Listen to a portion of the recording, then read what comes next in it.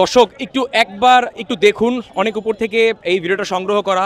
৫ number gate, home of cricket Sher-e-Bangla স্টেডিয়ামে ৫ number গেটে ঢোকার জন্য মানুষের যেই সিরিয়াল, সেই সিরিয়ালে আসলে কতজন যে দাঁড়িয়েছেন সেটা আপনারা বিশ্বাস করতে পারবেন না। বেশ লম্বা একটা সিরিয়াল। টিকিটের জন্য এখনও মানুষ ঘুরছেন, এখনও টিকিট পাওয়া যাচ্ছে না। যার একজন আমাকে বললো যে তিনি টিকিট পাচ্ছেন না। টিকিট যারা পেয়েছেন তারাও লম্বা একটা সিরিয়ালে দাঁড়িয়েছেন। আপনারা দেখছেন যে এই যে ৫ নাম্বার গেট, এখন যেই দিকে আপনারা দেখছেন এটা ৫ নাম্বার গেট সংলগ্ন জায়গা। এইখান থেকে যে সিরিয়ালটা এত বড়, যেটা আসলে অনেক আনবিলিভেবল। ফরচুন বরিশাল এবং চিটাগং কিংসের মধ্যকার ম্যাচটা আসলে দর্শকরা উপভোগ করতে চান। ঠিক এ কারণেই এত বড় একটা লাইন। অনেকেই আসলে এখানে আছেন যারা খেলা দেখার জন্য এসছেন। এত বড় সিরিয়াল, এর কারণ কি হতে পারে? ব্ল্যাকে টিকিট বিক্রি করার কারণে অনেক সিরিয়াল হয়ে গেছে।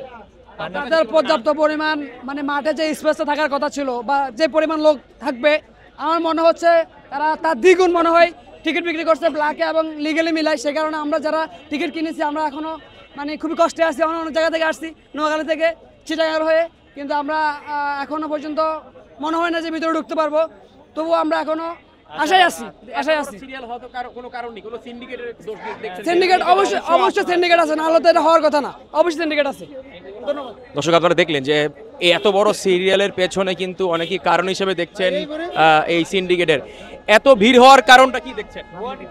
টিকিটই পাই না এখন। তাই আপনি আছেন ভিড় লই আপনার মেয়া টিকিট স্ক্যান করছি, ডিলিট হয়ে গেছে হঠাৎ। ডুকমু কেমনে চিন্তায় আছি। অনেক ভিড়, টিকিট নেওয়ার পরে খেলা দেখতে পাচ্ছি না, খেলা শুরু হয়ে গেছে, এই জন্য আমরা প্রকাশ করতেছি। টিকিটের ডুপ্লিকেট, টিকিটের 2 নাম্বার হইছে।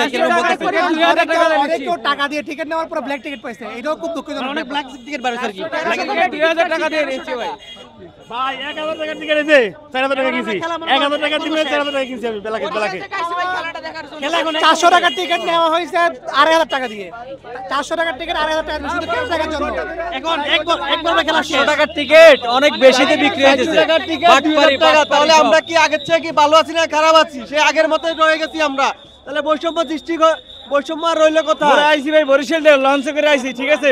সুন্দরবন সলিতে আইয়া কিন্তু যে কামাবে কি মোরা এই পাইতেছি না ভাই, কি করবো কোন?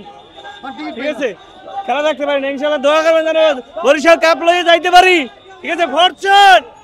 দর্শক আপনারা শুনলেন কিছু ভক্তরা আসলে কমপ্লেন করেছে, তারা আসলে টিকিট পাননি। এখনও যেই লাইন সেই লাইন দেখছেন, আমরা দেখলাম যে সেনাবাহিনী আসলে ভিতরে প্রবেশ করেছে। ভিতরকার এই যে যানজট তো যা সৃষ্টি করলো, সেই যানজট সৃষ্টি করার কারণে এখানকার যে আসলে রাস্তার গ্যাদারিং সেটা অনেক বেশি হয়ে গেছে। তাই আইন শৃঙ্খলা বাহিনী এবং সেনাবাহিনী তারা আসলে মিলে এই যে আসলে জনসমুদ্র কন্ট্রোল করার চেষ্টা করছেন। প্রচুর মানুষ, রাস্তার দুই পাশ থেকে প্রচুর মানুষ। এই এত সমাগম হয়তো বা ফরচুন বরিশাল কিংবা বিপিএলে কোনো দর্শক কখনোই দেখেননি। প্রচুর মানুষ এখনও রাস্তায় আছেন যারা আসলে ঢুকতেই পারেননি, অথচ ভিতরে কিন্তু অনেক দর্শক রয়েছেন। তাহলে এই যে দর্শকরা মাঠে এসছেন, তাদের এক্সপেকটেশনটা কি? তারা কি মাঠে ঢুকতে পারবে কিনা, এটাও আসলে একটা সন্দেহের জায়গা। আপনার একটাবার জাস্ট একটু ভিড়টার দিকে তাকিয়ে দেখুন যে কত বড় একটা ভিড় আসলে এখানে আছে, যেটা আসলে অনেক বেশি আনবিলিভেবল। আপনারা বিশ্বাস করতে পারবেন না। এটা শুধুমাত্র একটা গেট, হোম অফ ক্রিকেটের ৫ নাম্বার গেট। এই ৫ নাম্বার গেটের দৃশ্যই শুধু এটা। প্রচুর মানুষের সমাগম। মানুষকে কিভাবে আসলে যে ভিতরে ঢুকতে দেওয়া হবে যাদের কাছে টিকিট আছে, এটাই আসলে একমাত্র দেখার বিষয় যে দিন শেষে এরা আসলে ম্যাচ দেখে আসলে বাড়ি ফিরতে পারবেন কিনা। ধন্যবাদ এতক্ষণ অবধি আমাদের সাথে থাকার জন্য। আমি জিশান, আমি ছিলাম আপনাদের সঙ্গে। আসসালামু আলাইকুম।